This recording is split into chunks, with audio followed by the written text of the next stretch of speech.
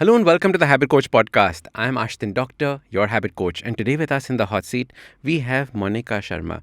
Monika says, can you please tell practical steps to be in control and take charge of your temper when in heated arguments with anybody? All right, I love this. Firstly, when you're in a heated argument with everybody, practical, logical, all of it goes flying out the window. So, hence, you have to start practicing way before that. Because when you're in the middle of it, then there is full dhamal. You're in the middle of a fight. There is no brains being used at that point of time. Which is why these steps start by first trying to avoid this kind of confrontation at all costs. Now, there are only two main reasons why you will get into a angry confrontation with somebody. The first is if somebody is trying to pick a fight with you. That means they are either trying to bully you, they are annoyed with you. Something has happened, which is why they want to pick a fight with you. And maybe you don't want to pick a fight with them. When this happens, either you can apologize and walk away, you can move away from this conversation and not engage, or the third is not react. Just sit there. Because what are they going to do? There are only two things they will do. They will either shout, scream, give bad words at you, say horrible things, or they're going to hit you. Now, if they're going to hit you, that escalates in a completely different direction. We're not going there right now. But if they're just using verbal abuses, what is the harm in that? If you allow those abuses to come to you, and it's almost like water on a duck's back. Have you ever seen a duck? No matter how much it jumps into the water, it always comes out dry. The reason of this is because its feathers have this oily substance that completely removes the water from it. In the same way, you need to have that ability that no matter what someone's calling you, you don't take it personally. You're an idiot. You're a fool. You're a dog. By him saying that you're a dog, are you a dog? Obviously not. So then why are we getting so affected by it? So the first thing is don't get pulled into an argument. The second reason we fight is when somebody has done something to us, they've broken a boundary that we had set, and now we are upset and we have to put our foot down for something. This is when you have to be a little bit more tactical.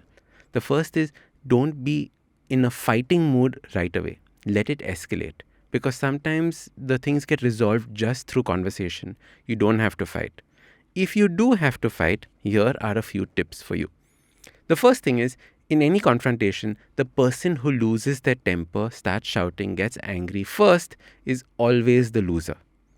If you can smile through it all when it's happening, you believe or you know, and the other person knows as well, that you have technically won this argument. So the first rule is, no matter what is happening, being calm in that situation and smiling at the other person. All right? Very often, smiling will escalate it because this person is saying, you're not taking this seriously. So it's not a laugh. It is just a peaceful, the smile that you see on the Buddhas that are sitting down, not a laughing Buddha, but the ones that just have a peaceful smile on their face. That is what we need to have. Because what happens is then the other person realizes that, okay, there is a serious mismatch. This person is not coming into the boxing ring with me. I have to search for something else to do now. So that is the first thing that you can do. Next, what you have to do is you have to, if you're going to argue with the person, dismantle the argument using logic. All right. So it is about letting the other person talk. When the person finishes or is not going to finish, you keep your peace. Then when you want to talk or say something, you say that one thing that is powerful.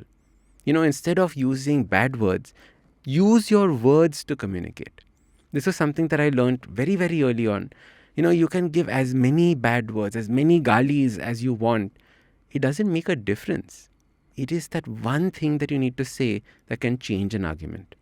I remember having these conversations with people, and they'd done something to me that was terrible.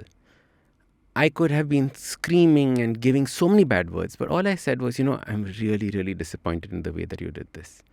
Is that one thing? I'm disappointed in you.